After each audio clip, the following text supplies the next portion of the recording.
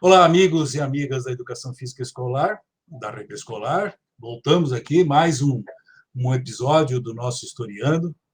Desta feita, com a felicidade de poder estar com o professor Marcos Garcia Neira, né? Hoje, diretor da Faculdade de Educação da Universidade de São Paulo. É um prazer enorme tê-lo conosco. Muito obrigado por ter aceito este convite ou esta provocação, né? E esperamos poder sorver o máximo possível de sua fala. Obrigado, Marcos. Eu que agradeço o convite, Daniel. Eu quero parabenizar você e o pessoal da RD Escolar, o pessoal desse projeto Historiando, pelo trabalho que vocês têm feito, né? Eu penso que vocês estão produzindo um arquivo importante da história da educação física escolar no Brasil e possibilitando algo que é muito importante, que é a expressão de várias pessoas, de vários segmentos, de vários momentos da educação física, cada qual com a sua visão, com a sua contribuição, com aquilo que eu tenho certeza, né, as pessoas têm a oferecer de melhor. Então, parabéns pelo projeto, me sinto honradíssimo com o convite, na verdade, eu não me coloco ao lado desses colegas, né, que eu já assisti, que me antecederam.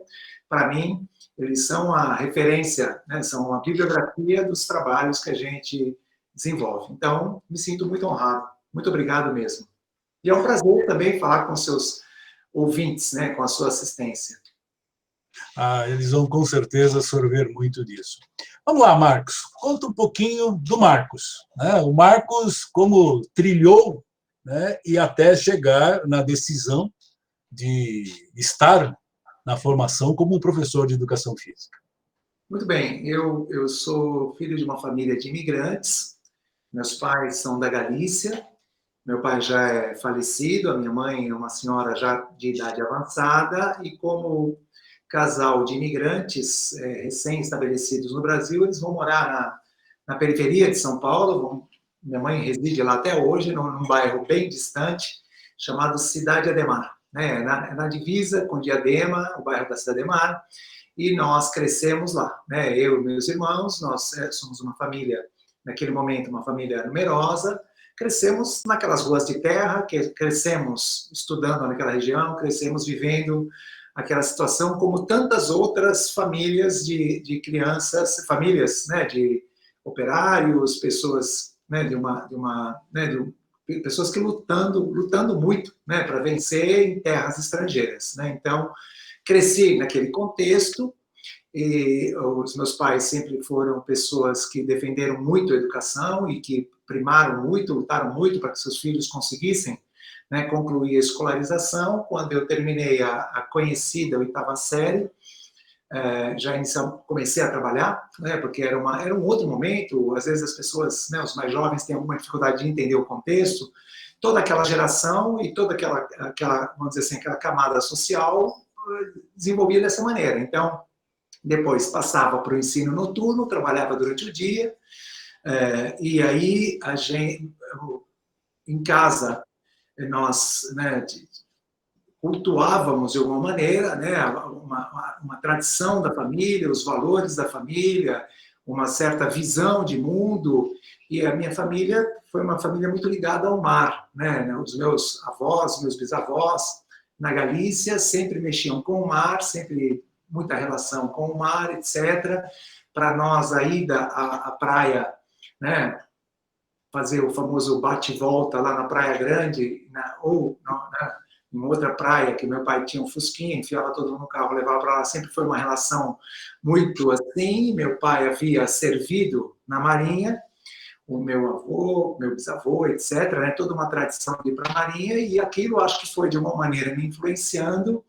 E aí eu fiz o concurso para o Colégio Naval e eu fui estudar no Colégio Naval. Então, eu tive uma formação num colégio interno, né, um colégio muito exigente, com uma certa disciplina. Isso aconteceu nos anos 80, ou seja, no período da ditadura, com cenas assim, bem interessantes, né, toda a vida de aquartelado, né, te leva a aprender coisas, a fazer coisas. E na vida militar, sobretudo naquele momento, o esporte era algo muito valorizado, muito importante. Então, você tinha algumas facilidades na escala de serviço, você tinha acesso, por exemplo, à participação em competições externas. Então, eu me engajei logo na prática esportiva. E aí, né, na medida em que fui me aprofundando, né, no esporte, conhecendo mais, criando um carinho por essa experiência, essa oportunidade, o esporte abriu uma série de portas naquele momento para mim. Eu tinha muita identidade com uma pessoa que era um civil, ele não era militar, mas ele era um civil que exercia as funções de professor de educação física nessa instituição. E aí eu comecei a achar muito interessante, sempre pensar, né, se um dia eu saísse da Marinha, eu iria ser professor de educação física, por conta dessa identidade que eu estabeleci com esse professor, né, velho professor. Né? Bom, pois bem, termino o colégio naval, eu vou para a escola naval, e na escola naval eu decidi, né, que não era o caminho que eu queria traçar e que eu queria ser professor de educação física. Claro que não foi uma notícia fácil para minha família, né, porque minha família já, né, antecipava, né, um futuro, né, na carreira militar. Né. Eu penso que foi uma decisão acertadíssima, apesar das dores e dos problemas naquele momento. Eu volto para São Paulo, eu volto no final do ano, já me inscrevo no vestibular e aí eu começo a estudar educação física. Né? E aí, estudando educação física, logo era um outro momento, né, os anos 80, e logo tivemos uma série de trabalhos no primeiro ano, e um dos trabalhos que o professor de sociologia, na época, Sociologia da Educação, ele pediu que a gente fizesse, era justamente uma pesquisa numa escola. E aí eu fui até a escola do meu bairro, onde eu voto, né, até hoje, fui até essa escola do bairro, e aí eu conversei lá com a diretora virou para mim e falou, não, mas eu tenho aula sobrando, você não quer dar aula? Então, eu fui para lá para fazer perguntas para qualquer pessoa da escola que pudesse responder, né, para fazer uma atividade da faculdade, e aí eu já saí de lá com uma carga horária. E naquele momento, eu assumi uma condição muito interessante que havia na rede estadual naquele momento, que era o ACT, né, o Admitido em Caráter Temporário. E eu permaneci na escola, né? Ou seja, se o meu sonho inicial, pelo contato que eu tive com aquele professor de educação física no Colégio Naval, se o meu sonho inicial era, sei lá, me tornar um treinador, alguém ligado à prática esportiva, à competição, esse sonho se dissipou na medida em que, naquele momento, a Rede Estadual Paulista, ela implementava um projeto novo, né, que era o ciclo básico, com dois momentos, né, o ciclo básico inicial, o ciclo básico continuidade, ou seja, uma quantidade imensa de aulas sobrando, não havia professores para atender tantas aulas, e eu estou lá, né, naquele momento, vamos dizer assim, na hora certa, no lugar certo. E assim foi, ou seja, durante o curso inteiro, sempre ligado com a escola, mas eu costumo dizer que eu sou uma representação do professor de educação física dos anos 80, porque, simultaneamente ao trabalho na escola, eu apitava jogo, eu levava criança para cantonamento, animava a festa infantil, então eu tive um engajamento muito forte com a profissão desde o começo, né? Ou seja, vivendo a profissão, e aí os professores da faculdade sempre, tem tal atividade, quem quer ir? Levantava a mão, eu ia, sabe, sempre me envolvendo. Trabalhei um tempo em academia também, ou seja, mas aí, concluído o curso, eu falei, não, eu vou ficar na escola, porque eu percebi na escola, naquele momento, né, eu percebi na escola que havia solidez, né, e que havia uma carreira a ser realizada. Porque você fazer concurso, você se tornar professor efetivo, para quem vinha, né, de tantos anos como professor, hoje a gente chamaria professor temporário, professor contratado, né, mas OFA, né, na rede estadual. E sempre a rede municipal aparecia para a gente, que éramos professores da rede estadual, aparecia como um oásis, né, ou seja, no município tudo de bom, no município tem isso, no município tem aquilo.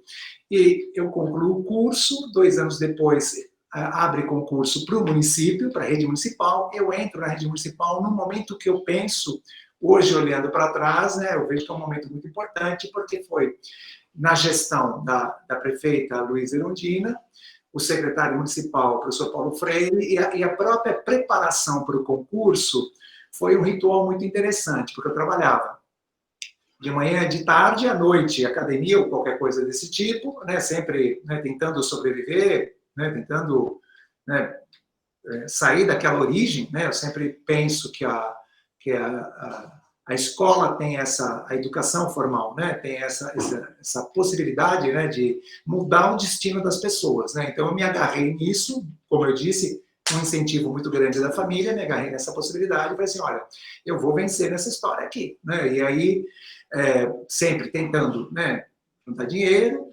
tentando fazer o melhor possível na escola e tentando olhar qual era o melhor caminho, né, que eu poderia fazer. E aí eu percebi que a rede municipal, a distância salarial era significativa, era uma carreira mais tranquila, as escolas municipais pareciam melhor organizadas, e como eu ia dizendo, né, nada melhor do que você entrar na rede municipal no momento que o secretário municipal de educação era o professor Paulo Freire.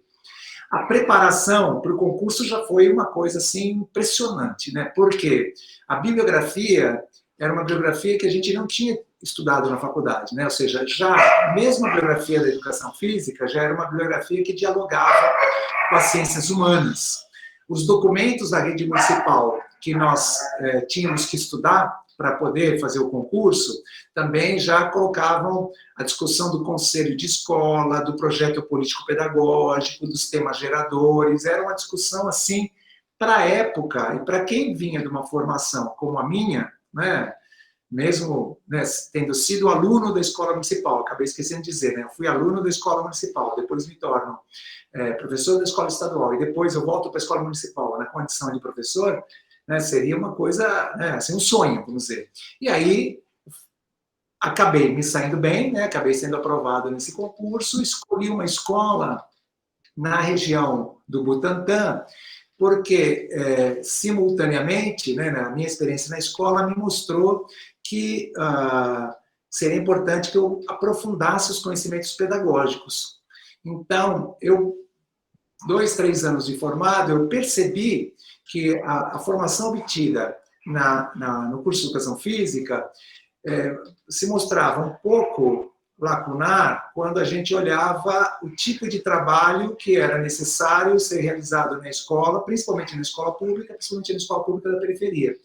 E aí eu faço escolho uma escola da região do Butantã, porque no momento, é um ritual bastante interessante, quando você vai escolher as escolas, né? Quando você passa um concurso, tem que ir lá, na época, foi lá na Diogo de Faria para a gente escolher as escolas, na atual Secretaria Municipal de Educação, o prédio é lá agora, e aí, um monte de escola, eu não tinha muitas referências, um amigo meu, ele tinha uma mãe que trabalhava na rede municipal, ela me deu uma lista de boas escolas, eu consegui me encaixar numa dessas que ela dizia que era uma boa escola, e foi mesmo, né? Então, eu fiquei muitos anos nessa escola, né, na atual EMF Júlio Mesquita, na região do Butantã, porque, ao mesmo tempo, eu comecei a fazer o curso de pedagogia. Como eu percebi essa lacuna na formação de professor de educação física, né, de licenciado em educação física, naquele momento, hoje eu já não diria o mesmo, mas naquele momento, eu falei, não, eu vou fazer pedagogia para conhecer mais da educação, entender melhor esse processo. E foi interessante, né? Então, eu trabalhava na rede municipal, trabalhava na rede estadual, às vezes eu me afastei da rede estadual, né? Saí da rede estadual e trabalhei em escola privada também, né? Fui escola privada, escola municipal, escola estadual, mantendo a escola municipal como emprego principal, como trabalho, né, dos meus sonhos. E a ideia era fazer a pedagogia para que um dia eu pudesse me tornar, né, diretor, coordenador. Eu achava muito interessante uma visão mais ampliada da escola, um compromisso maior com a comunidade. E eu sempre olhava para as EMEIs, né, para as escolas municipais de educação infantil, com uma certa, né, no bom sentido, uma inveja. Né? Puxa, uma escola pequena, com poucas turmas, deve ser mais tranquilo conduzir, não essa escola gigante, né, que tem mais de 1.500 alunos, aulas naquele momento, né, em 3 períodos, 7 às 11, 11 às 3, 3 às 7, às vezes o período da noite também, né, com educação de jovens e adultos. Então, eu ficava pensando, se eu me torno diretor, com o tempo que eu tenho de prefeitura, posso escolher uma escola de educação infantil, tudo bem. Mas a vida vai se mostrando de outra maneira. No curso de pedagogia, eu tive o prazer e a honra de conhecer um professor que mudou a minha vida, né? Porque o professor já falecido, o professor Mauro Gomes e Matos, ele veio do Rio Grande do Sul para fazer o doutorado na Faculdade de Educação, e aí ele acaba fazendo um processo seletivo para a Faculdade de Educação, se torna professor das disciplinas pedagógicas da educação física, né? No que equivaleria hoje à prática de ensino de educação física na Faculdade de Educação. E, sabendo da existência desse professor na faculdade, eu faço contato com ele e pergunto para ele por que ele não cria uma disciplina optativa para o curso de pedagogia, porque, né, seria importante, etc. No começo ele estranha um pouco, mas ele teve incentivo, né, de outras pessoas no departamento, especificamente a professora Chizuko Kishimoto, né, que é um nome conhecido na área de educação física. Não, Mauro, você tem que criar essa disciplina. E aí ele cria uma disciplina chamada Introdução aos Estudos da Educação Física Infantil. E aí acontece uma coisa muito interessante, né, Daniel, na minha trajetória. Eu passo na condição de aluno num primeiro momento, né, de aluno dessa disciplina, mas professor de educação física, aluno do curso de pedagogia e aluno dessa disciplina, sempre ajudando o Mauro, né, sempre ajudando aqui, ajudando ali, ajudando, né, bom, né, ó, melhor fazer desse jeito, melhor fazer daquele jeito, até porque ele não conhecia, né, o funcionamento das coisas, né, tanto da instituição como do próprio funcionamento da escola em São Paulo, né, da escola municipal, da escola estadual em São Paulo. Então, eu ajudava o Mauro na relação com as escolas, na realização dos estágios, os alunos dele faziam estágio também comigo na escola. Então, havia uma série de situações interessantes. Nesse momento, lá nos anos 90, abre concurso para a escola de aplicação. Eu faço concurso para a escola de aplicação, então eu me afasto, né? Eu peço, né, para ser comissionado na escola de aplicação, sendo professor da escola municipal, eu vou emprestado para a escola de aplicação, e aí as coisas fecharam, né? Professor da escola de aplicação, podendo ajudar nos estágios, etc. E o Mauro foi convidado, por isso que ele é uma pessoa tão importante assim na minha vida, né, na minha vida profissional e pessoal também, o Mauro foi convidado para desenvolver uma atividade formativa com a rede estadual. E ele me chama para ser professor desse curso que ele vai desenvolver na rede estadual, porque havia uma quantidade de turmas muito grande, era um projeto, era um convênio entre a USP e a rede estadual. E aí eu vou, mas eu vou sem ter tido nenhuma experiência de formação de professores. Então ele me ajuda a programar as aulas, a gente seleciona as atividades, entre aspas, né? Ele assumia mais assim a parte teórica, eu ficava mais com a parte prática. E naquele momento eu estava muito influenciado pelo construtivismo pedagógico, né? Porque no final dos anos 80 e no começo dos anos 90, se você não fosse construtivista, você estava banido, né? Porque o discurso, né, da contribuição do trabalho, né, do Jean Piaget e na sua vertente, né, no socioconstrutivismo do Vygotsky, era muito importante para a educação brasileira naquele momento e com impacto também na educação física, na matemática, geografia, história, e assim vai. Então, eu estava com um pezinho lá no construtivismo, né, estudando, tentando entender melhor essa questão, tipo, me tornando alguém que olha para as aulas de educação física, mas a partir, né, do processo de aprendizagem. E eu também estava muito influenciado pela psicomotricidade, vamos dizer, né? Pelo trabalho de Jean Lebouche, né? E outros autores que foram se influenciar no método psicocinético para pensar a educação física. Então, eu estava lá, né? Meio, né, pensando a educação física e a contribuição que ela poderia oferecer ao desenvolvimento cognitivo, ao desenvolvimento afetivo social, ao desenvolvimento psicomotor, mas tentando fazer uma leitura disso a partir do construtivismo pedagógico, né? E aí essa experiência lá com o professor Mauro, ela permitiu que a gente produzisse muitos materiais de aula, né, com os professores e professoras da rede estadual, e a gente acabou publicando um livrinho que os meus amigos, né, e amigas chamam, aquele livrinho amarelo, né, que é a Educação Física Infantil construindo um movimento na escola. Então, eu era um professor da rede, né, trabalhando em parceria na formação de professores, e aí que eu tive essa oportunidade, que eu penso que foi muito, muito importante, de trabalhar na formação de colegas e também registrar esse processo, né? Produzir esse processo e tentar sistematizar um pouquinho essa ideia. E isso, né, ficou, né, como um registro para mim, né, um registro muito importante dessa minha trajetória. E aí era quase impossível não pensar, tendo em vista, né, essa influência do Mauro e essa experiência, para mim, muito importante de formar professores. Puxa, né, era quase impossível não pensar, e por que eu não me torno alguém que vai mexer com a formação de professores? Foi só então que eu pensei assim, bom, mas o que eu faço para me tornar formador de professores? Aí o caminho era, né, avançar nos estudos da pós-graduação. Então eu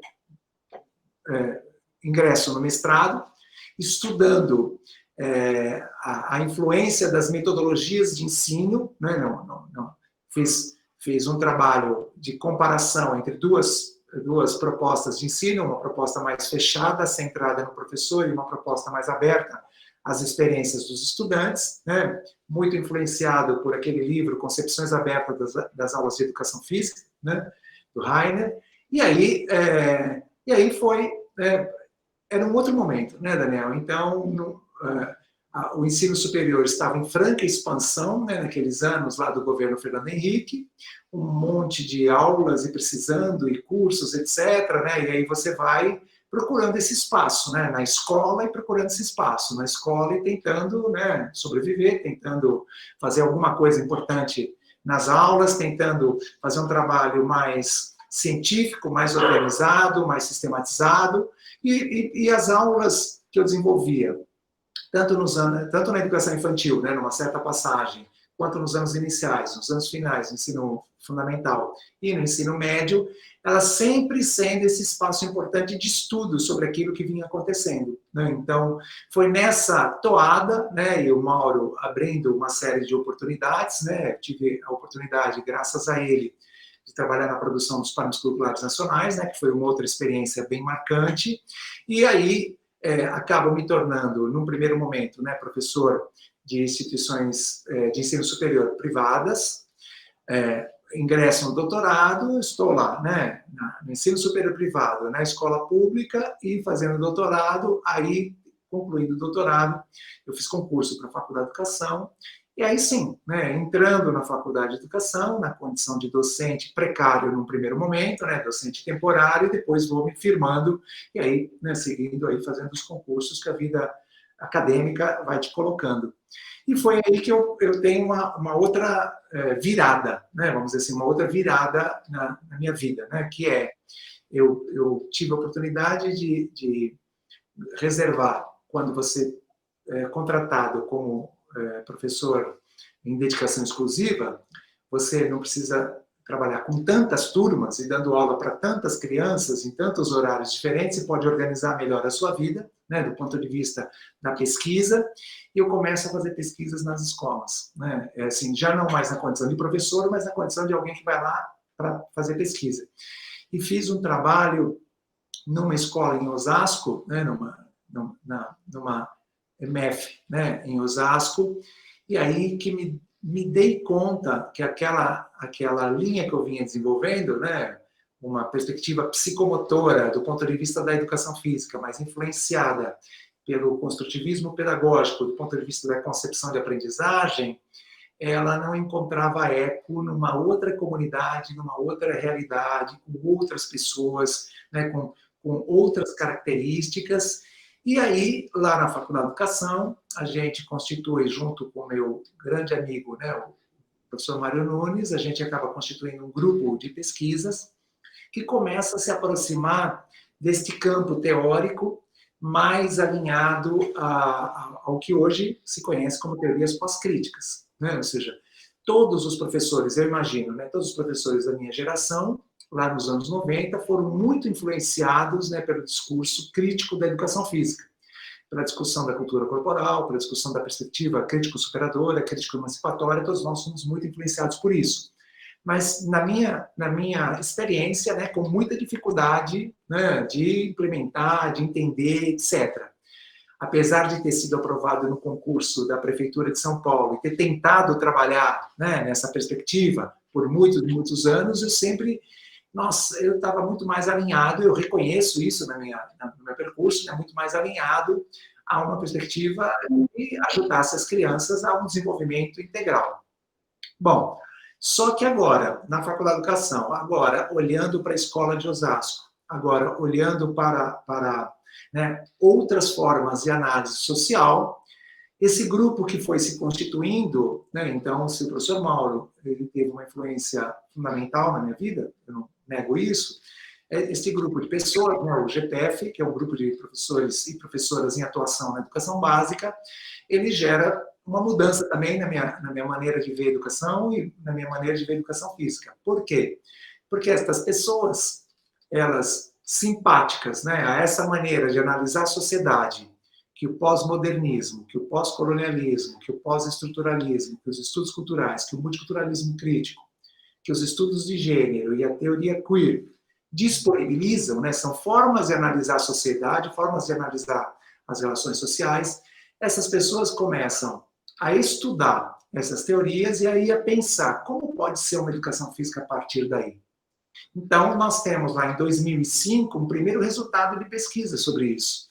E na medida em que o tempo foi passando, cada vez mais pesquisa sobre isso. Então, eu queria fazer um destaque, né, Daniel, sobre esse aspecto, porque a gente vive uma situação que muitas vezes o pesquisador, como era aquela minha situação, vai à escola, desenvolve uma pesquisa e depois, com aqueles resultados, ele escreve, ele publica, ele faz palestras, ele devolve para a escola, etc.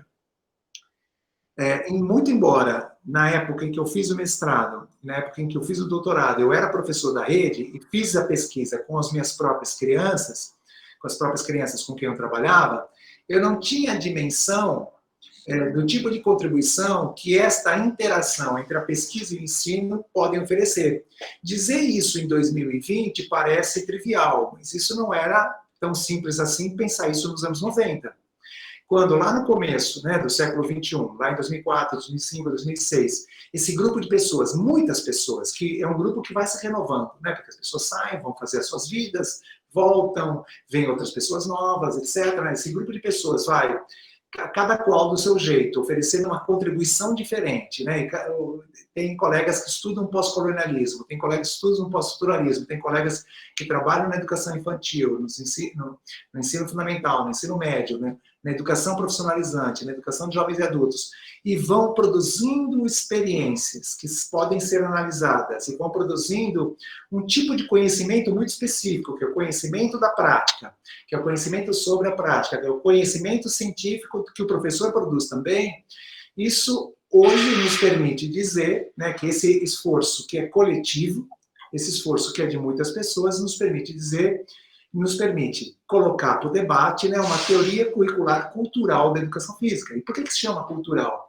Porque ela não coloca, né, como as teorias não críticas, ela não coloca o conhecimento em primeiro lugar, ela não coloca o aluno em primeiro lugar, ela não coloca o professor em primeiro lugar, né, como essas teorias não críticas, e mesmo a crítica faz.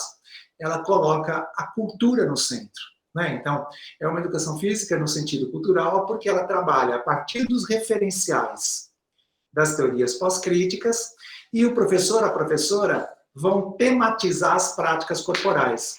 E essa tematização é um processo artistado, é um processo de construção conjunta com as crianças, jovens, adultos e idosos que frequentam a educação básica, que se dá aula a aula. E cada professor vai tecendo esse processo da sua maneira. Por isso que não é possível dizer aplicar o currículo cultural. Né? É muito mais coerente dizer artistar o currículo cultural, promover uma escrita currículo, promover uma experiência curricular, promover, desenvolver uma experiência pedagógica. Então, é muito mais nesse sentido.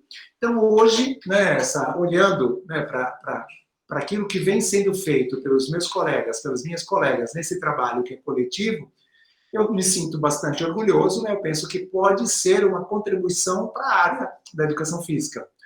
Nem melhor, nem pior, né? Apenas mais uma contribuição que está aí disponível para o debate, que está aí disponível para os colegas estudarem, pensarem, etc. Eu acho que dessa maneira que tem sido concebida. Né?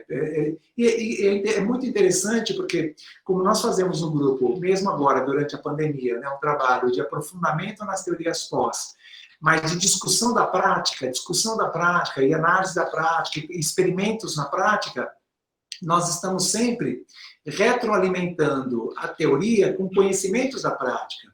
E uma brincadeira que nós temos entre nós é justamente essa, né? Porque quando você olha para os relatos de experiência, né, que é um documento que é muito prezado pelo grupo, né, a produção de relatos de experiência, e agora com o uso das tecnologias, né, a produção de vídeos, né, experiências em vídeo, né, muitas experiências em vídeo.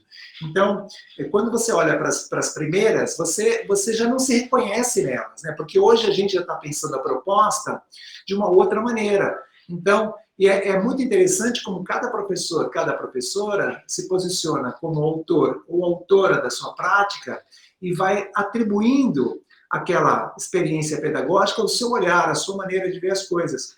Então, não dá para fechá-la num manual, não dá para fechá-la num sistema, né? Algo assim, primeiro faz isso, depois faz isso, né? É impossível pensar num método nesse sentido, mas é algo que a gente vê que tem sido acolhido pelas pessoas, né? Pelos professores e professoras, porque ela, no nosso entender, ela dialoga com esta sociedade que nós temos, né? Essa sociedade multicultural, profundamente desigual, democrática, uma sociedade privada, né?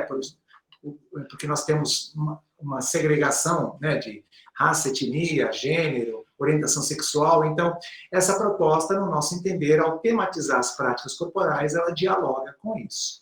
Então é isso, né, Daniel? Ou seja, eu começo lá nas ruas de terra da cidade de Mário, empinando pipa e jogando bolinha de gude, e eu venho aí fazendo esse caminho que, na verdade, eu nunca saí de lá, né? Porque eu adoro dar esses exemplos, né? Esse meu amigo Mário, ele sempre fala, você sempre dá os mesmos exemplos, porque eles me constituem, né? E já daqui a 1 mês, 2 meses, 3 meses, né? Quando o vídeo for ao ar, as pessoas as pessoas não sabem disso que eu vou dizer agora, mas eu vou dizer, nós estamos gravando, né, na quinta-feira após as eleições. E para mim é sempre um ritual muito interessante, porque eu volto à escola que eu trabalhei, a primeira escola que eu trabalhei, que é no bairro onde eu cresci, né? E ela tem a mesma placa com o mesmo nome. Então, eu sempre me reencontro na semana da eleição. Por isso que é um pouco nostálgica, né, essa experiência. Mas era isso. Ah, fantástico, fantástico, Marcos. Você toca em alguns assuntos, né? Você transitou historicamente por toda uma evolução e, de uma certa forma, fez algumas citações não nominais, né, mas de ações, né, muito importantes.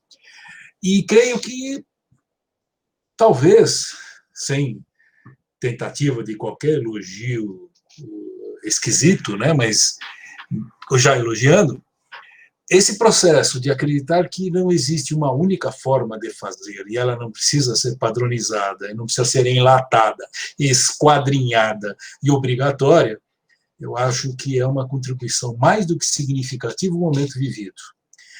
Principalmente quando você tem, por exemplo, no município de São Paulo, 1.600 aproximadamente escolas públicas municipais, desde lá da creche até algumas, inclusive, de ensino médio. Essa realidade, né, precisava ser melhor observada, não por vocês e pelo grupo, mas por nossos líderes políticos que pudessem dar mais sustentabilidade a esta criatividade e adequação à realidade micro-regional que você pontuou. Ao diferenciar Osasco de São Paulo, eu poderia diferenciar junto com você Lapa de Parelheiros. Exato. Absurdamente diferente. Mas nós, enquanto formação, e é isso que eu quero te cutucar agora, não tivemos uma formação para olhares, e sim para cumprires. Estou muito equivocado? concordo com você, né, Daniel? Uma das perguntas que os meus estudantes na graduação ou na pós-graduação, meus estudantes no sentido carinhoso, são estudantes da instituição, não são meus, né? Os estudantes da graduação, da pós-graduação, ou mesmo os professores, nos encontros que a gente faz de formação, os professores, né, das redes públicas ou da rede privada, não, mas qual é a melhor proposta? Qual proposta você acha mais adequada? Eu sempre digo, qual é o projeto pedagógico da escola? Qual é o projeto político-pedagógico da escola? Porque é inconcebível que uma escola em Parelheiros, que atende aquela comunidade, desenvolva o mesmo currículo que uma escola na região central, na região da Lapa, na região oeste da cidade. Ou seja, não dá para pensar assim. A comunidade é outra, as pessoas são outras, os professores e professoras são outros, a gestão é outra. Então, quando, lá na LDB de 96, né, o que eu entendo, vamos lembrar, na LDB de 96, ela tem uma influência muito grande do sociólogo Darcy Ribeiro, né, que, no meu entender, traz uma grande contribuição.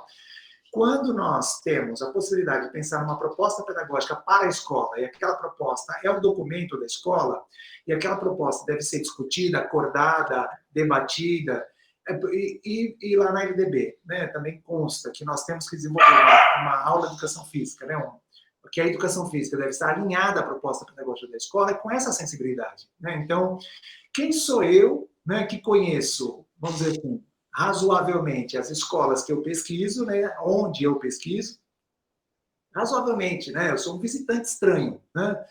Quem sou eu para dizer qual é a melhor educação física em Parelheiros, ou na Cidade Ademar, onde eu cresci, ou no Jabaquara, ou, não dá para pensar isso. Né? Então, a gente precisa que aí sim, esse coletivo da escola avalie, estude, conheça os documentos oficiais, problematize, tensione os documentos oficiais, seja a base nacional, seja o currículo da cidade, seja o currículo paulista, né, para a gente ficar aqui no nosso métier, né, o Estado, o município e a federação.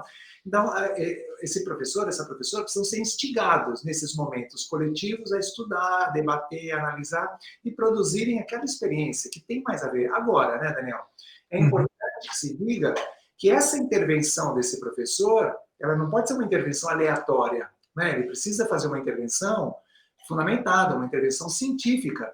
E nós temos, no meu entender, boas teorias de currículo de educação física à disposição. Então, não é uma prateleira que o professor vai escolher a melhor, não é nada disso, nem que ele vai misturar. Em função dos objetivos que o coletivo, né, que a comunidade estabeleceu para aquela escola, qual é a melhor proposta que este professor pode desenvolver, pode criar, pode aprimorar para aquela realidade.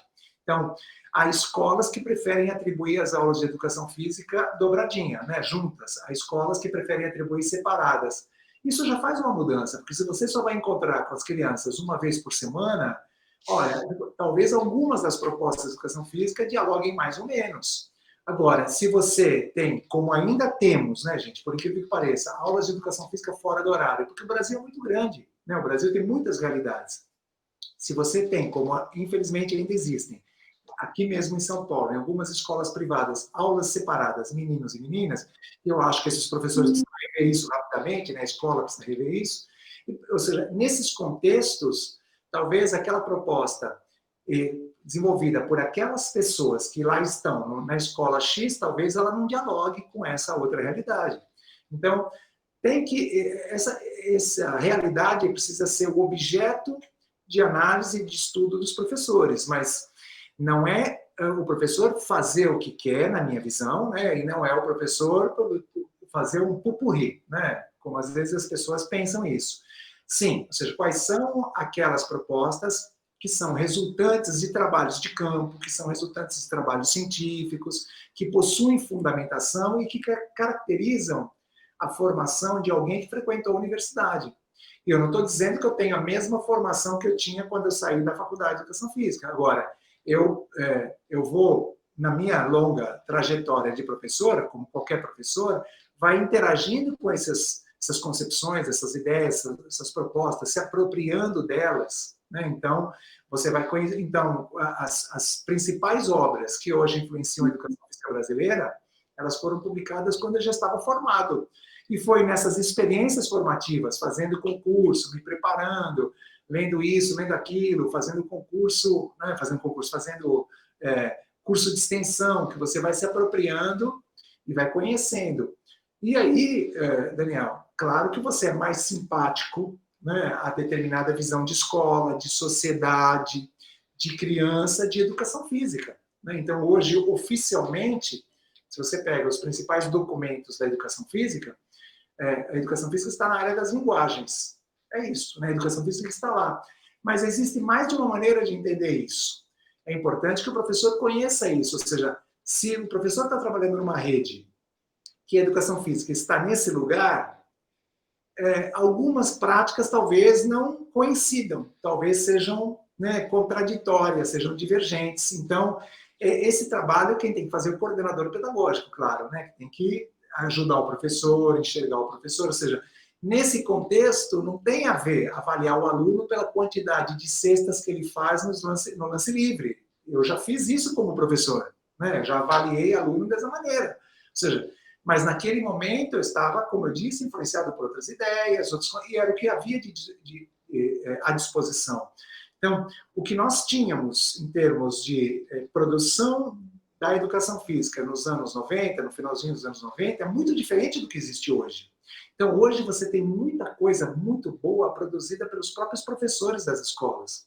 Então, é importante, né, que esse professor, essa professora se mantenham atentos a esse debate, a essa discussão. Não precisa brigar por causa disso, não precisa achar que gosta mais de A do que de B, né? Mas precisa saber que essas coisas existem. E elas são produzidas, né, Daniel, com dinheiro público. Então, eu chamo a atenção para isso. Né? Ou seja, qual é o papel da universidade hoje? Uma das coisas mais importantes que a universidade faz é produzir conhecimento para que a gente possa elaborar, construir, ter uma sociedade menos desigual. Então, é aí que a educação entra, né? É aí que a educação física entra, e é aí que eu penso que professores que estão insatisfeitos com a sociedade têm que pensar nisso, né? Para que a gente possa ter uma sociedade um pouco melhor do que essa que a gente tem, que nós não estamos satisfeitos com ela. Né? Marcos, muito obrigado. A gente está, infelizmente, com aquele tempo do tempo que determina o tempo que temos, né? Então,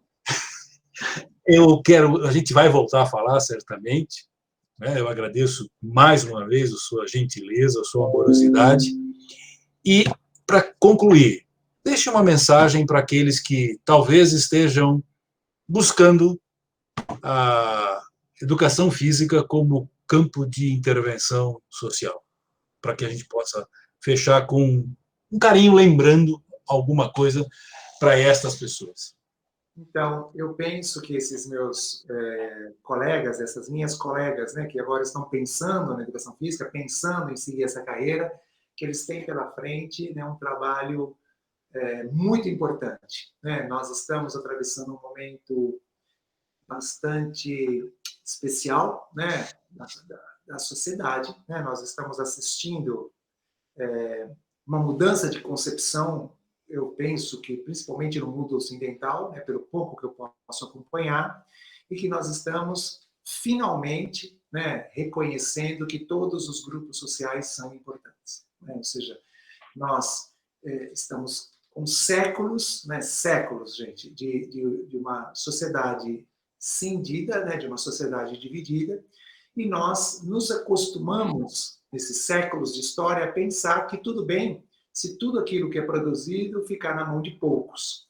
E sobrava para a maioria muito pouquinho. Né? Então, eu penso que nós estamos fazendo essa virada. Né? Nós estamos saindo de um entendimento que isso não é justo, isso não pode ser, e nós estamos entendendo que as pessoas que pensam diferente, né, da maioria ou de um certo grupo, que as pessoas que agem diferente, que as pessoas que são diferentes, ou seja, que o momento em que todas as existências são importantes, todas as existências precisam ser valorizadas.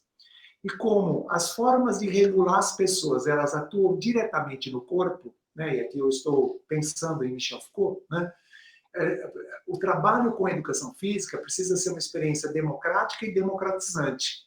Então, nós não podemos produzir experiências de educação física que afastem as pessoas. Nós precisamos produzir experiências de educação física, né, experiências curriculares, em que as pessoas sintam suas singularidades valorizadas, né? Potencializadas, prestigiadas. Então, nós já vemos com bons olhos excelentes trabalhos de funk, de capoeira, de slackline, de maculelê, e não só mais, né, vôlei, handebol, basquete, futebol. Então, quando a gente tinha essa proposta, ou a proposta de brincadeiras europeias, praticamente, né, quando a gente era um tipo de cidadão, um tipo de pessoa, um tipo de sujeito. Hoje a gente está pensando que as pessoas com deficiência têm que estar nas nossas aulas, que todas as mulheres têm que estar nas nossas aulas, que todas as pessoas LGBTQI+, têm que estar nas nossas aulas. Isso muda muito a realidade da escola, muda a educação e precisa mudar a educação física. E eu estou feliz, Daniel, e aí eu faço convite, né, para que essas pessoas se somem a esse movimento, porque a educação física está caminhando nessa direção, né? Então, essa turma que vai chegando agora na educação física está entrando numa educação física que foi muito melhor, que é muito melhor do que aquela que eu tive, do que aquela que eu tenho feito, né? Eu penso que essa geração que chega agora na educação física vai fazer uma educação física, aí sim, é uma educação física que acolha todas as pessoas. Então, que sejam bem-vindos, né? Que venham com muita vontade, com muita força e que venham dispostos a falar, a se expressar, a fazer, a gesticular, né? A produzir as suas práticas corporais. Sejam bem-vindos e bem-vindas, estamos aqui para acolhê-los e para acolhê-las. Espero continuar, viu, Daniel, quando você me fez esse convite, eu falei assim, nossa, mas eu ainda tenho madeira para queimar, né? Eu não estou no fim da vida, né? Aí o cara fala, eu falei, não, eu estou aqui, vou receber essa turma que está chegando, né? Pretendo ficar ainda na profissão bastante tempo. Algumas pessoas entenderam o historiando, e agora vai uma brincadeira, né? Você vai entrevistar a turma que está na aposentadoria. Eu falei, não. Vou entrevistar a turma que faz a história, não apenas esteve por aqui, né? E você volta com certeza. Muito obrigado, Marcos, um grande abraço para você e até a próxima oportunidade. Muito obrigado, retribuo, muito feliz pelo convite, um prazer falar com você, um prazer falar com os colegas, com as colegas, e que todos possamos enfrentar essa pandemia, sairmos dessa situação com alguma aprendizagem possível. Obrigado, Daniel.